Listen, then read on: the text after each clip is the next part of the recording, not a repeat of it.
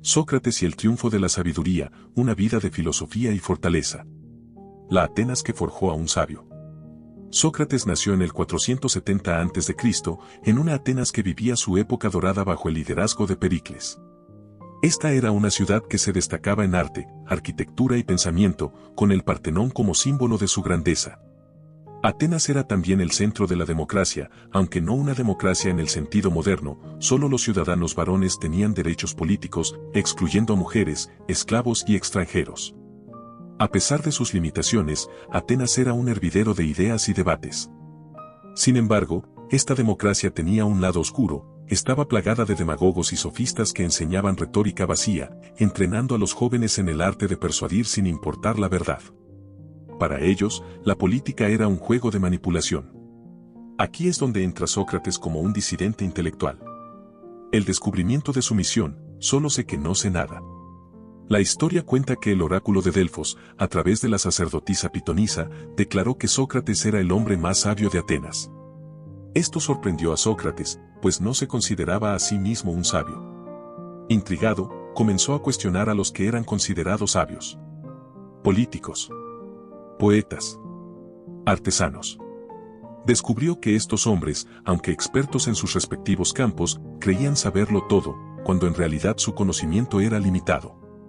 Sócrates llegó a la conclusión de que su única sabiduría era reconocer su propia ignorancia. Aquí nace su famosa frase: solo sé que no sé nada. Este principio es fundamental para el desarrollo personal. La verdadera inteligencia no consiste en saberlo todo, sino en reconocer lo que no se sabe y estar dispuesto a aprender.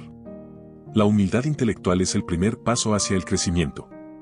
Quienes creen que ya lo saben todo dejan de evolucionar. Sócrates, en lugar de aceptar ciegamente el conocimiento de su época, se dedicó a cuestionarlo, lo que lo convirtió en un maestro incómodo para la sociedad. El método socrático, como transformar el pensamiento. El mayor legado de Sócrates no fue solo su sabiduría, sino su método de enseñanza, conocido como la mayéutica o el método socrático. Este método se basaba en hacer preguntas en lugar de dar respuestas. Sócrates creía que la verdad no debía ser impuesta, sino descubierta a través del diálogo. El método tenía dos fases. Ironía: Sócrates fingía ignorancia y comenzaba a hacer preguntas aparentemente inocentes para que su interlocutor se contradijera. Mayéutica: una vez que la persona reconocía sus propias contradicciones, Sócrates guiaba el diálogo hasta que la verdad emergiera de forma natural. Rombo azul, pequeño ejemplo moderno.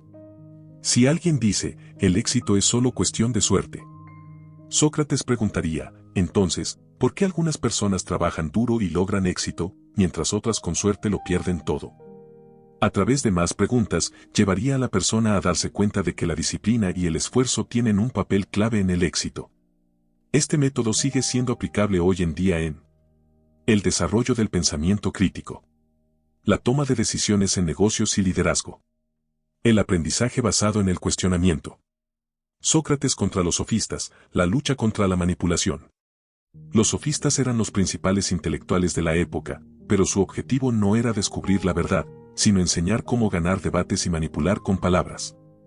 Sócrates los enfrentó porque creía que la educación debía servir para mejorar el alma, no para engañar a los demás. Rombo azul, pequeño ejemplo moderno. Hoy en día, la manipulación en redes sociales, la publicidad engañosa y la desinformación siguen el mismo patrón que los sofistas: convencer sin buscar la verdad.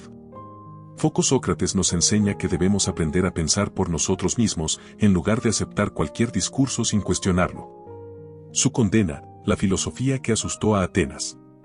Tras la guerra del Peloponeso, Atenas quedó en crisis. La derrota ante Esparta debilitó la democracia y generó inestabilidad. En este contexto, la figura de Sócrates se volvió peligrosa para la élite política. En el año 399 a.C., fue acusado de corromper a la juventud con su pensamiento crítico, no creer en los dioses de Atenas. Sócrates se defendió en su famoso juicio, registrado en la Apología de Sócrates, de Platón. En su discurso, no pidió piedad. En cambio, argumentó que su misión era necesaria para la sociedad, pues un pueblo sin cuestionamientos es un pueblo sin sabiduría. Rombo azul, pequeño ejemplo moderno. Cuando alguien desafía el status quo con nuevas ideas, suele enfrentar resistencia. Sócrates nos enseña que la valentía intelectual es un precio que vale la pena pagar. La democracia ateniense, en su propia hipocresía, lo condenó a muerte. Sócrates pudo exiliarse, pero decidió aceptar la sentencia, demostrando que sus principios eran más importantes que su vida. Vi su muerte y su legado, el sacrificio de un sabio. Bebió la cicuta con serenidad, rodeado de sus discípulos. Sus últimas palabras fueron: Critón, le debemos un gallo a Asclepio. No lo olvides. Este mensaje simboliza la liberación del alma. Asclepio era el dios de la medicina, y Sócrates consideraba que su muerte era la cura definitiva para los males del cuerpo, permitiendo que el alma alcanzara la verdad. ¿Por qué Sócrates sigue siendo importante hoy?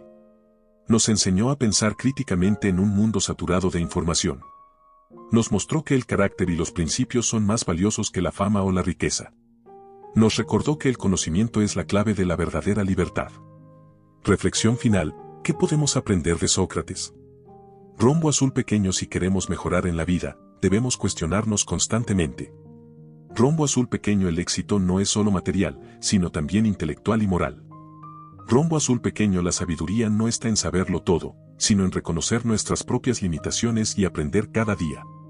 Hoy, aplica el método socrático en tu vida, cuestiona lo que crees, busca mejorar tu pensamiento y avanza con humildad en tu camino al éxito.